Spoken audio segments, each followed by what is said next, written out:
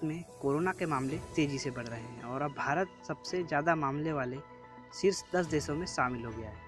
इसी डर से प्रधानमंत्री नरेंद्र मोदी ने 2 महीने पहले लॉकडाउन लागू किया था। अब सवाल उठ रहे हैं कि क्या लॉकडाउन फेल हो गया है?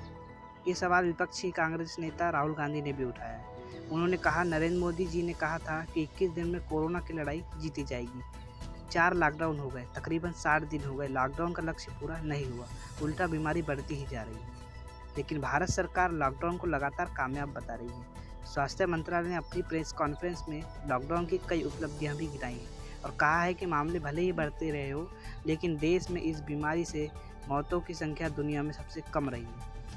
तो अब दोनों दावों में से कौन से दावे में दम है, ये समझने के लिए सबसे पहले ये जानना होगा कि लॉकडाउन आखिर लगाया क्यों गया था, उसका मकसद क्या था। प्रधानमंत्री नरेंद्र मोदी ने जब लॉकडाउन की घोषणा की थी तो इस बात पर जोर दिया था कि हमें कोरोना संक्रमण की साइकिल को तोड़ना है। दूसरा, सरकार लॉकडाउन के जरिए कुछ वक्त चाहती थी ताकि वो लॉकडाउन के बाद कोरोना के प्रकोप को संभालने के लिए तैयार रहे। तो क्या ये मकसद पूरे हो सके? इस पर दिल्ली के सर गंगाराम अस्पताल के मेडिसिन डिपार्टमेंट के vice chairman doctor Atul Kakkar कहते हैं कि शुरुआती वक्त में मामलों को स्लो डाउन करने में तो लॉकडाउन से कुछ मदद मिली ही थी, नहीं तो पीक बहुत पहले ही आ सकता था। वहीं जयपुर के सवाई मानसिंह अस्पताल के चिकित्सा अधीक्षक डॉक्टर DS मीणा कहते हैं कि यह नया वायरस था।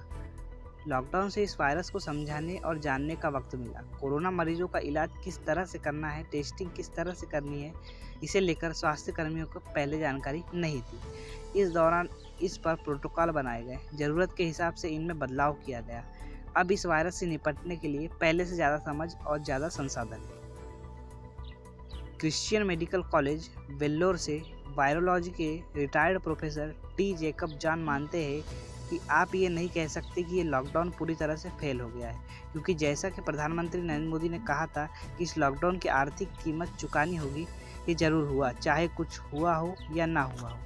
लॉकडाउन से 3 नतीजे मिलने की बात कही जा रही थी। उम्मीद थी कि इससे पहले महामारी स्लो डाउन हो जाएगी, साथ ही लॉकडाउन के बाद के वक्त के लिए तैयारी कर ली जाएगी। तीसरी बात कही गई थी कि लॉकडाउन की वजह से अर्थव्यवस्था को नुकसान भी हो सकता है। डॉक्टर जैकब जॉन मानते हैं कि लॉकडाउन जिस एक चीज़ में पूरी तरह कामयाब रहा है वो है सिर्फ अर्थव्यवस्था को नुकसान पहुंचाने में। साथ ही डॉक्टर जैकब मानते हैं कि इस बात के कोई सबूत नहीं मिलने की भारत में संक्रमण फैलने की स्पीड कम हुई है। भारत में हर रोज़ संक्रमण के मामले पिछले दिन से ज़्यादा होते जा रहे हैं। केंद्रीय स्वास्थ्य मंत्रालय के संयुक्त सचिव लव अग्रवाल जब प्रेस कॉन्फ्रेंस करने आए तो उन्होंने लॉकडाउन की कई उपलब्धियां गिनाई। उन्होंने दावा किया कि लॉकडाउन की वजह से भारत ने दूसरे देशों के मुकाबले हालात को बहुत बेहतर तरीके से संभाला। इससे रिकवरी रेट बढ़ा, मृत्यु दर या मौतों की संख्या बहुत कम हुई। लव अग्रवाल ने बताया कि मार्च में जो रिकवरी रेट करीब 7.1% था, वो दूसरा लॉकडाउन शुरू होने के वक्त बढ़कर 11.42 हो गया था।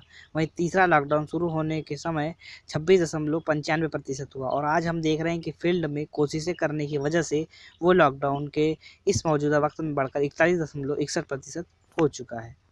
साथ ही उन्होंने ये भी दावा किया कि भारत में कोरोना संक्रमित व्यक्तियों में मृत्यु दर दुनिया में सबसे कम यानी कि 2.8% हो गई है, जबकि दुनिया भर में मृत्यु दर औसतन 6.4% है।